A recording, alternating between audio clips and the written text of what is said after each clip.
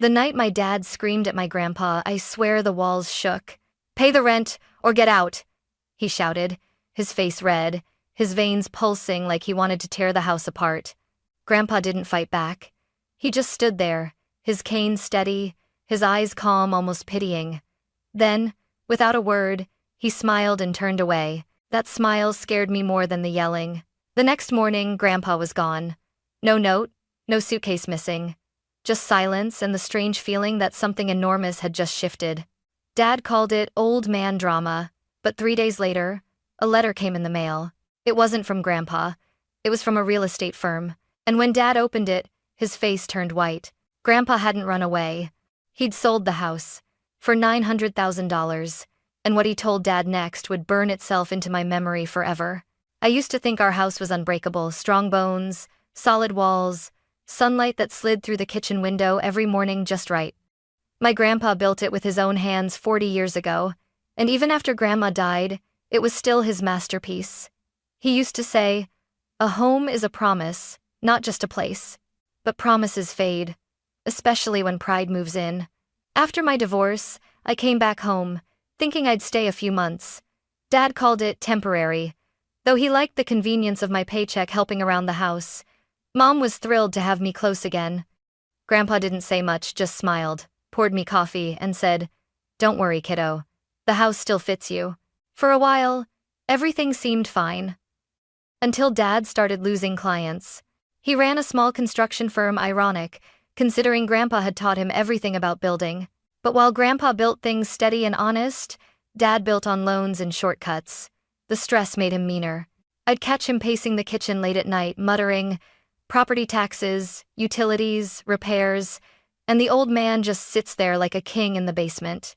Mom would whisper, "He's your father, Rick. Show some respect." And Dad would snap, "Respect doesn't pay bills, Margaret." The first time I heard him say that, my stomach turned. Grandpa did pay the bills. He'd quietly handled property taxes for years, even helped cover my college loans. But he never said it out loud. He just didn't need people to know. That humility, Dad mistook it for weakness. Every dinner became another battlefield disguised as a family meal. Forks clinking, silence stretching, Dad's tone sharp as wire. Maybe Dad could pitch in more now that he's retired. "Rick," Mom warned. "He already does." "Oh really? How about rent then?" Grandpa would just fold his napkin neatly and say, "You can't charge someone rent for what they built, son." That always made Dad's face darken. He'd grab his plate, storm off, and slam the door to his office upstairs. The house would rattle like it remembered when he was still a boy throwing tantrums in those same halls. I'd go downstairs sometimes, bringing Grandpa tea. His room smelled like cedar and old books. He'd be at his drafting table, still sketching things, bridges, porches, the occasional birdhouse.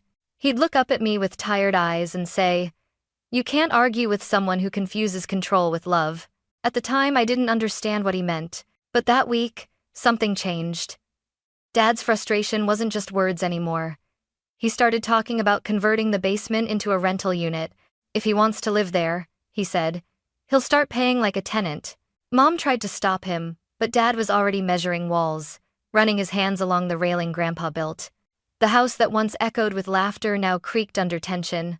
And though I didn't know it yet, that was the last week any of us would live there together as a family. Because some houses don't collapse from storms. They crumble from the noise inside. It started like every other Friday, quiet, uneasy, the kind of silence that presses against your ears until even a sigh feels too loud. Mom had made roast chicken. Grandpa set the table like always, careful and slow. Dad came home late, shoulders tense, tie loosened, eyes already stormy. I could smell the whiskey before he even spoke. He didn't sit down right away. He just stood at the end of the table, staring at Grandpa. "You didn't pay the water bill this month," he said flatly. Grandpa looked up. "I paid it last week." "Check the receipts." I checked. "And the name on the bill isn't even mine.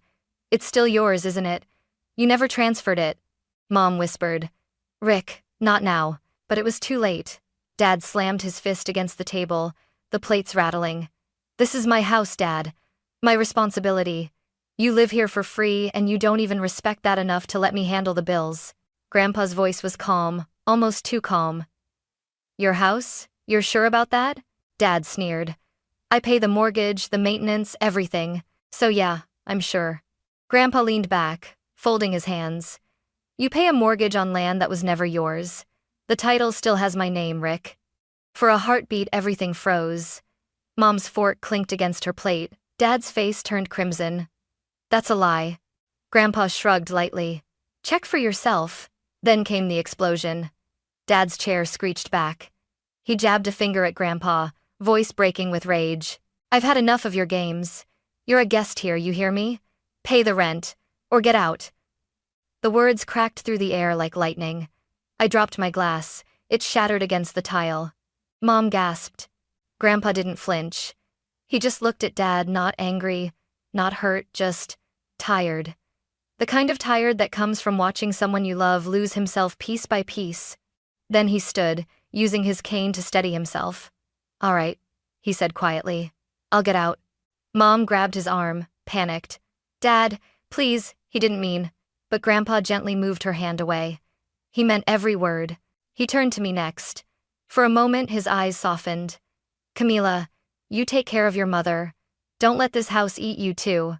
I tried to speak, but nothing came out. He walked toward the basement door, his steps slow but certain.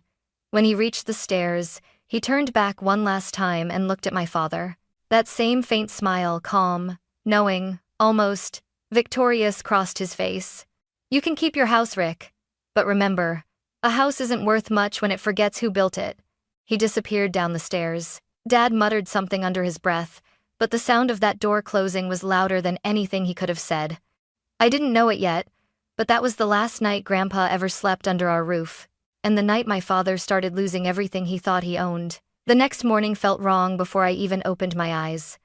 The house was too quiet, no faint hum of the coffee maker, no soft shuffle of Grandpa's slippers across the kitchen tiles. Mom was already awake, pacing. He didn't sleep in his room, she said, her voice thin. His bed's made, his shoes are here, but he's gone. Dad didn't even look up from his phone. He's probably walking it off. You know how dramatic he gets. But I knew better. Grandpa was many things, patient, quiet, stubborn, but never careless. He always left notes. Always. I went downstairs. The air in the basement was cold, still smelling faintly of cedar and pipe tobacco. His jacket still hung by the door. His wallet sat on the dresser. Only one thing was missing, the framed photo of Grandma holding baby Dad on the front porch of this very house. That detail twisted in my chest. By noon, Mom had called the hospital, the police, and every neighbor in 3 blocks. Nothing. No one had seen him. Dad grew more irritated than worried. He's an old man. Maybe he went to a friend's place. He'll crawl back once he realizes I wasn't bluffing. Mom stared at him in disbelief. Rick, he's your father. Yeah, and he's been treating me like a child since I was 10. Maybe a little space will remind him who's in charge. The words made me sick. I went outside, standing in the garden Grandpa loved. His roses had bloomed perfectly, deep red, petals soft as memory. I swear the air itself felt like it missed him. 3 days passed. No calls, no letters, not even a sign. Then, on the 4th morning, an envelope came through the mail slot, thick, white, official-looking, addressed to Mr. Richard Hale. Mom picked it up first. It's from Edison and Blake Real Estate Associates, she murmured. Dad frowned. Probably junk. He tore it open anyway. The color drained from his face before he even finished reading. What? I asked. He looked at me, his voice trembling. It says, the property has been sold. Closed, paid in full. Mom took the letter from his hands, scanning the lines. Notification of completed sale. 112 Maple Drive, transfer of property finalized under owner Raymond Hale. Buyer possession scheduled for 30 days from closing date. Raymond Hale. My grandpa. Dad stumbled back like the air had punched him. No, that's impossible. I own this house. Mom's voice broke. Rick, you never changed the deed. It's still under your father's name. Silence. Only the ticking clock filled it, the sound of seconds mocking him. Dad threw the letter on the floor. He can't do this. He can't just sell my house out from under me. I knelt, picking it up carefully. The ink smelled new, the signature unmistakably his, steady, deliberate. That's when it hit me. Grandpa hadn't run away. He'd moved on and he'd taken the house with him. The man my father tried to evict had just evicted us all. Dad didn't sleep that night.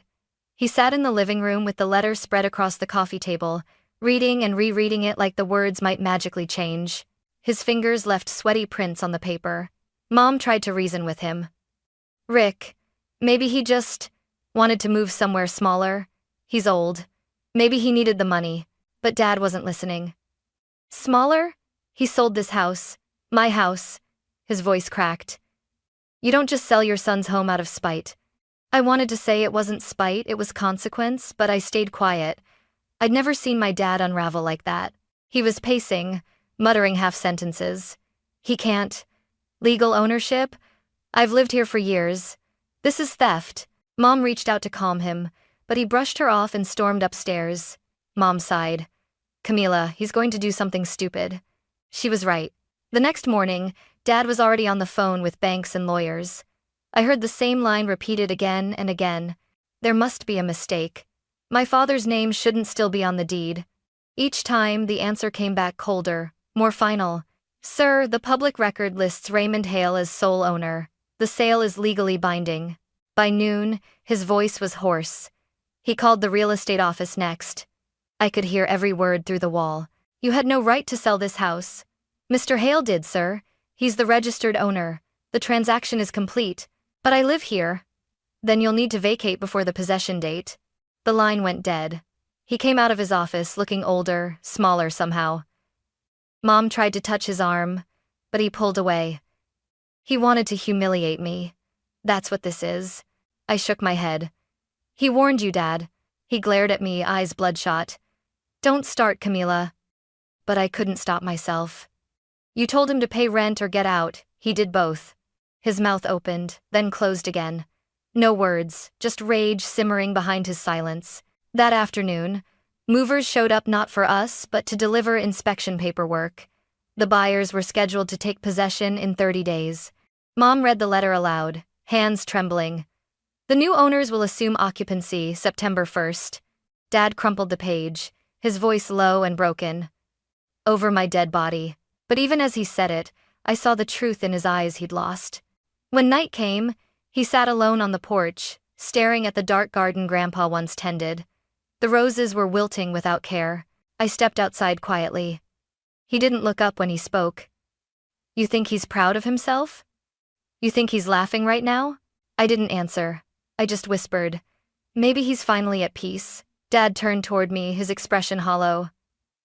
Peace? He destroyed me. And for the first time in my life, I realized my father wasn't angry because he'd lost a house.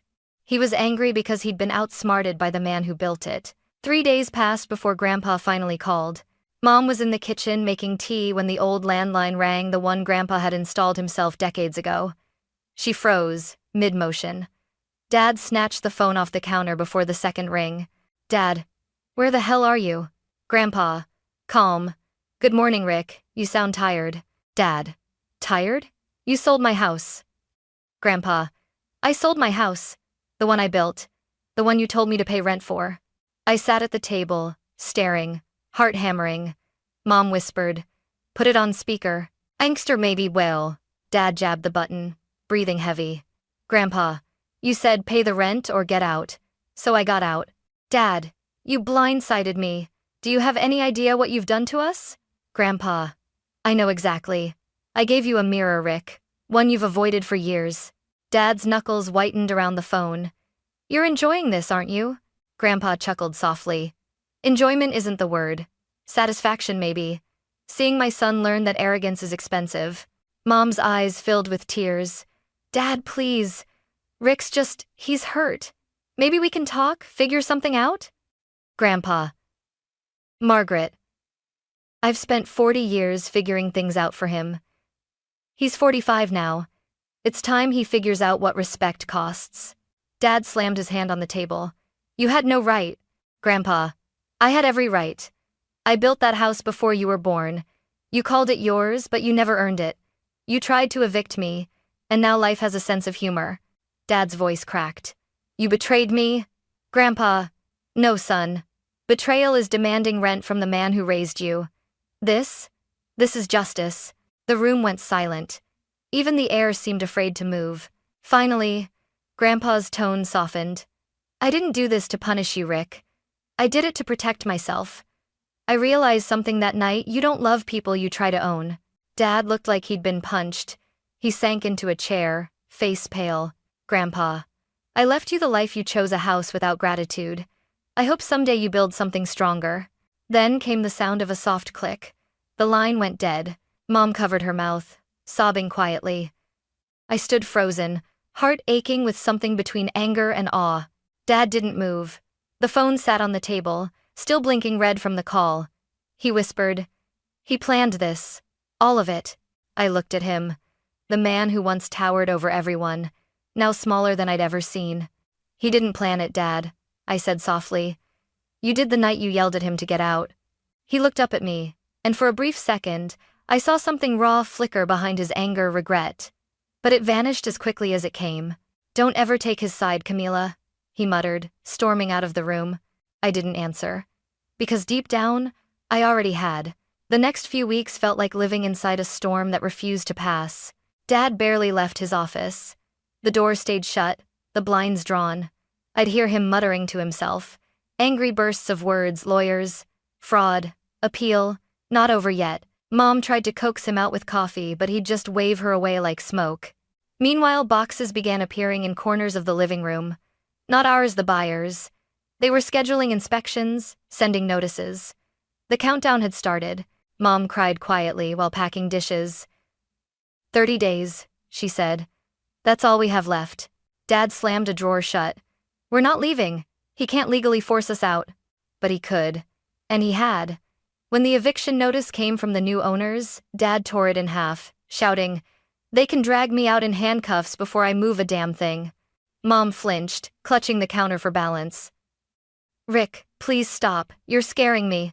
That night, I found her sitting in the dark kitchen, tears tracing down her face. "He's not angry at your grandfather," she whispered. "He's angry at himself. But he'll never admit it." I didn't reply. I didn't know how to tell her that Grandpa hadn't just sold a house, he'd broken a curse. 3 days later, Dad came home from another meeting with his lawyer. He tossed a folder onto the table. "They all say the same thing. No claim, no title, no case." He laughed, a hard, hollow sound. "Imagine that. My own father outsmarted me." He poured whiskey into a glass, hand trembling. "You think he planned this for years? Just waiting for me to slip?" I met his gaze. "I think he hoped you'd never make him need to." He didn't answer. He just stared at the amber in his glass like it held an explanation. The day the movers came for the first inspection, Dad stood in the doorway, jaw tight, arms crossed. "They're not stepping 1 foot inside," he growled. But they did. Calmly. Legally. The woman leading the team smiled politely. "We're just taking measurements for the new owners. You'll receive the final notice soon." Mom apologized on his behalf, voice shaking. "We'll be ready. We understand." That night I walked past the garden. The roses were dying brown edges, petals curling inward. Grandpa had always said roses needed care and forgiveness. They'd gotten neither. Later, I heard Dad crying. Not loud, not angry, just quiet, exhausted sobs. I stood outside his office door, unsure whether to knock. He murmured, "He destroyed me." I wanted to say, "No, Dad, he set you free from your own cruelty." But the words stuck in my throat. When I went downstairs, Mom was asleep on the couch, arms wrapped around one of Grandpa's old sweaters she'd found in a drawer. I sat beside her, feeling the weight of everything that had been said, everything that couldn't be taken back. For years I'd thought the house was our foundation. Now I realized it was our cage. And the only one strong enough to break the lock had already walked away. A month after the sale closed, I finally found him. The address was scribbled on the back of an envelope Mom had left on the counter, a return address from one of Grandpa's letters to the bank. I didn't tell Dad where I was going. I just drove, heart pounding, the city rolling past in a blur of brick and sun. The apartment was small, tucked above a quiet florist's shop. A row of roses bloomed on the balcony, the same deep crimson he used to grow in our garden. Of course they did. Grandpa never left anything behind, he just replanted it somewhere new. When I knocked, the door opened halfway before I even spoke. He was there, thinner, maybe, but brighter somehow. The years of tension that had shadowed his face were gone. "Camila," he said softly, smiling. "I was wondering how long it would take you." "I shouldn't have waited this long," I whispered. He stepped aside. "Come in, sweetheart." The place smelled like coffee and cedar like home. A small drafting table sat by the window, a pot of brushes beside it. On the wall hung a framed sketch of the house he'd built, our house signed at the bottom, R. Hale, 1982. "I kept the original," he said, following my gaze. "Can't rebuild a life without remembering how it started." I nodded, trying to find words that didn't sound small. "Dad's not doing well." "I know," he said. "Pride always comes with a hangover." "Do you hate him?" I asked quietly. Grandpa looked out toward the balcony, his voice steady. "Hate? No, I pity him. He's been trying to own things his whole life because he never learned how to belong." Something in my chest cracked open. "He thinks you destroyed him." He turned back, eyes kind but sharp. "No, Camila," I freed him. "He just doesn't know it yet." We sat for a while, sipping coffee. Outside, a soft breeze brushed the roses against the railing, petals fluttering like tiny red flags of truce. I told him about Mom, how she cried while packing, how she still kept his old sweaters in a box labeled "Do Not Touch." He smiled faintly. "Your mother has the gentlest heart I've ever met. Tell her she's forgiven, though she never owed me an apology." I hesitated. "Will you ever talk to Dad again?" Grandpa's fingers tapped lightly on his mug. When he stopped shouting long enough to listen. He studied me then, really looked at me. "You've changed," he said. "You used to think fixing people meant saving them?" "Not anymore," I said quietly. He smiled, proud, warm. The kind of smile that made you believe time could heal anything. "Good. Then maybe there's hope for both of you." When I left, he walked me to the door. The afternoon sun spilled across his face, and for a moment, I saw not the old man Dad had yelled at, but the builder, the man who knew how to start over. "Camila," he said, before I stepped into the hallway, "don't inherit resentment, inherit awareness." I nodded, tears stinging my eyes. "I will, Grandpa, I promise." And for the first time in years, that promise felt like something worth keeping. 2 months later, Dad finally asked for Grandpa's address. It happened on a quiet Sunday morning. The boxes were gone, the house was empty, and we were living in a cramped rental on the edge of town, a place that smelled like dust and regret. He sat at the kitchen table, staring at the rent notice, his eyes hollow. "Camila," he said quietly. I need to see him." I didn't ask why. I just handed him the folded slip of paper I'd kept in my wallet since that day I visited Grandpa. He stared at it for a long time before whispering, "He always said pride doesn't build homes." Maybe I should have listened. When he left, Mom squeezed my hand, tears brimming. "Do you think your father will apologize?" I said softly. "He already has, by going." Grandpa told me about their meeting later. They'd met at a small diner by the river, the same place Grandpa used to take me for pancakes when I was little. He said Dad looked older than he remembered, shoulders slumped, hands restless on the table. "Dad, you win." "Grandpa, this wasn't a game, son." "Dad, it felt like one." "Grandpa, only because you kept score." They sat in silence after that. The waitress poured them coffee, and neither touched it. Finally, Dad whispered, "Why did you really do it?" "Grandpa, because you stopped seeing me as family, Rick. You saw me as rent." "Dad." I was angry, scared. The business was falling apart, and I thought, if I could control something, anything, Grandpa, you'd feel safe. Dad's voice cracked. I thought I was protecting my family. "Grandpa, protection isn't ownership, it's stewardship. You forgot the difference." Grandpa told me there was a long silence, then the kind that doesn't need words to say I'm sorry. When they finally parted, Dad didn't shake his hand. He hugged him. That night, Dad came home quiet.